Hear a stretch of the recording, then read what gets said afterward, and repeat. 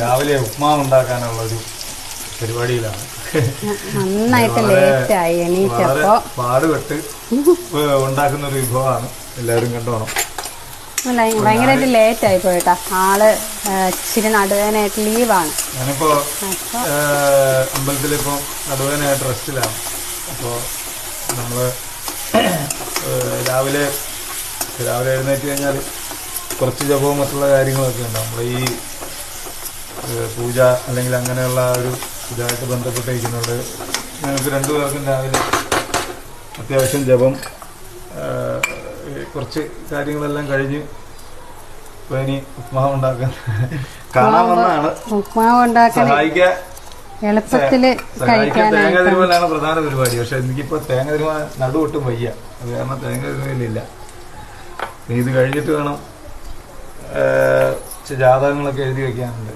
അപ്പോൾ ജാതകം എഴുതുമ്പോൾ കുറേ കാര്യങ്ങൾ ശ്രദ്ധിക്കാനുണ്ട്. നമ്മൾ ഉച്ച കഴിഞ്ഞ് പൊതുവെ ജാതകം എഴുതാറില്ല. കാരണം സൂര്യൻ്റെ ബലം ഉദയം തൊട്ട മധ്യാഹ്ന സൂര്യൻ വരെയാണ് സൂര്യൻ്റെ ബലമുള്ളത്.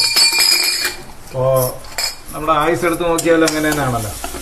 ഒരു മധ്യകാലം വരെയാണല്ലോ നമുക്ക് ഇതൊരു ബലമുള്ളത്. അപ്പം ജാതകം എഴുതുമ്പോൾ അങ്ങനെ കുറേ കാര്യങ്ങൾ ശ്രദ്ധിക്കാനുണ്ട്. അപ്പം രാവിലെ 12 മണിക്ക് മുമ്പ് ഇത് എഴുതി തീർക്കണം. സാധാരണ ജാതകം എഴുതാൻ ശനിയാഴ്ചയും ചൊവ്വാഴ്ചയും തുടങ്ങില്ല. തുടങ്ങാൻ പാടില്ല. ശനി ആയുസിൻ്റെ കാരകത്വം ഉള്ളതുകൊണ്ട് രാവിലെ എഴുതാൻ തുടങ്ങില്ല. അതായത് ശനിയാഴ്ച എഴുതി തുടങ്ങുന്നത്. നമുക്ക് എഴുതി കഴിഞ്ഞാൽ നമുക്ക് എന്ത് വേണമെങ്കിലും എന്ന് വേണമെങ്കിലും എഴുതാം. പക്ഷെ ഒരു വ്യക്തിയുടെ ജാതകം എഴുതി തുടങ്ങുന്നത് ശനിയാഴ്ച പാടില്ല. അപ്പം അങ്ങനെ കണക്കെഴുതി വെച്ച കുറച്ച് ജാതകങ്ങളുണ്ട്. അതെല്ലാം ഉച്ചയ്ക്ക് മുമ്പ് എഴുതണം. അങ്ങനെ വീട്ടിൽ ഇരുന്നാലും വെറുതെ ഇരിക്കാൻ പറ്റില്ല. അങ്ങനെ കുറേ കാര്യങ്ങളുണ്ട്. ഈ ഉപ്മാവ് അങ്ങനെ നമ്മൾ തിളച്ച് ക്യാരറ്റും സവാളയൊക്കെ ഇട്ടിട്ടെ വഴറ്റി തിളച്ച് വരുമ്പോൾ അതിനകത്ത് കുറച്ച് നെയ്യ് ഒഴിച്ചു കൊടുത്താൽ ഉപ്മാവിന് നല്ല ടേസ്റ്റും കിട്ടും. ഉപ്മാവ് കട്ടയാവത്തില്ല, നല്ല സോഫ്റ്റ് ആയിട്ടിരിക്കും. അപ്പോൾ അതിന് കുറച്ച് നെയ്യ് ഒഴിച്ചു കൊടുത്താൽ മതി. നല്ല ടേസ്റ്റും കിട്ടും, നല്ല സോഫ്റ്റ് ആയിരിക്കും. എനിക്കൊന്നും ആദ്യം അറിയത്തില്ലായിരുന്നു. ഇതൊക്കെ പ്രവീണേട്ടൻ്റെ അമ്മ ചെയ്ത് കണ്ട് പഠിച്ചതാണ് കേട്ടോ. പിന്നെ റവ ഓൾറെഡി വറുത്ത റവ ആയതുകൊണ്ട് കുഴപ്പമില്ല.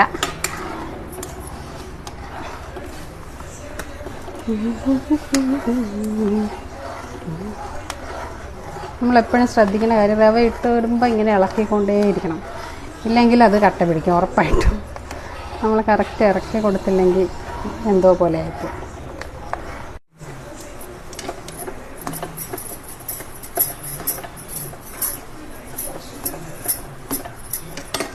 എനിക്ക് തേങ്ങ ഇടുമ്പോൾ കുറച്ച് കൂടുതൽ ഇടുന്നതാണ് ഇഷ്ടമാണ്.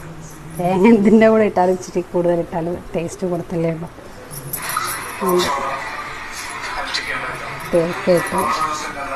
തേങ്ങ ഇട്ടു.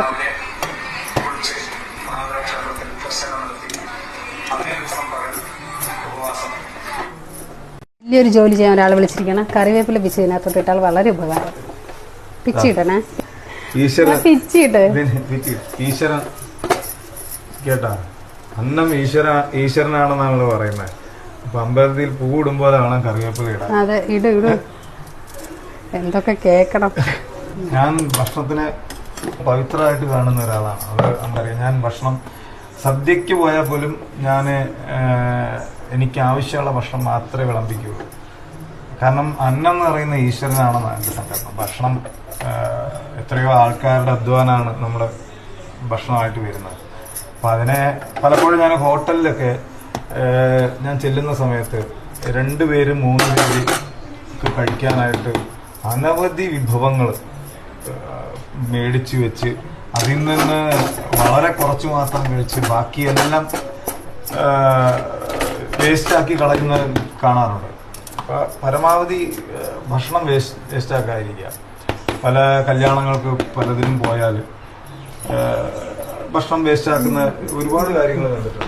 ആവശ്യത്തിലധികം ഭക്ഷണം വെറുതെ കളയുന്നത്. അപ്പം ഒരു ദിവസം ഒരു കല്യാണത്തിന് പോയപ്പോൾ ആ കല്യാണത്തിന് വിളമ്പാൻ നിൽക്കുന്ന കാറ്ററിങ്ങിൽപ്പെട്ട ഒരു ആളെ പറഞ്ഞാണ് തിരുമേനി ഞങ്ങൾ ഇത്രയും ഭക്ഷണം ഉണ്ടാക്കി, അതിൽ പകുതിയും ഇവർക്ക് ആവശ്യമില്ലാത്തതാണ്, പകുതിയോളം വെറുതെ കളയുകയാണ്. അപ്പം അങ്ങനെ ഒരു സാഹചര്യം നിങ്ങൾ ഉണ്ടാക്കാതിരിക്കും. ഭക്ഷണം ഏറ്റവും പവിത്രമായതും ഏറ്റവും ബഹുമാനിക്കേണ്ടതുമായൊരു സാധനമാണ് ഭക്ഷണം.